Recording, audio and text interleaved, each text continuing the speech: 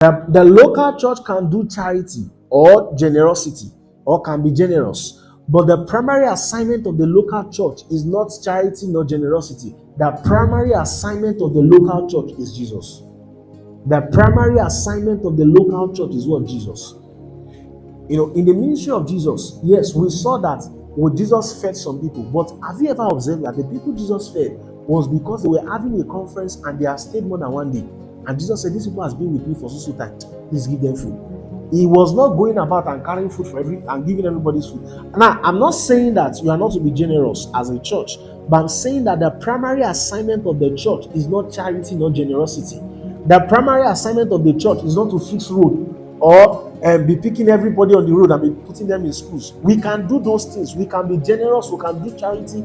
But the primary assignment of Jesus is what? The primary assignment of the church is what? Jesus. The primary assignment of the church is what? Jesus. But I'm not saying that there are people who think that once a church is very generous, it means that they are doing God's work. A church can be very generous and yet they are not doing God's work. A church can be very generous and yet they are not doing God's work. In fact, false prophets and false churches, with all due respect, that is their number one thing. They blind you with generosity so you are not able to discern. Let me even say this, even in a relationship. If you're in a relationship as a lady and as a guy, you don't even know this guy yet, but he's bombarding you with gifts. You don't know him yet. See, if you're not careful and maybe you want to pray about the guy, that generosity will first blind your eyes.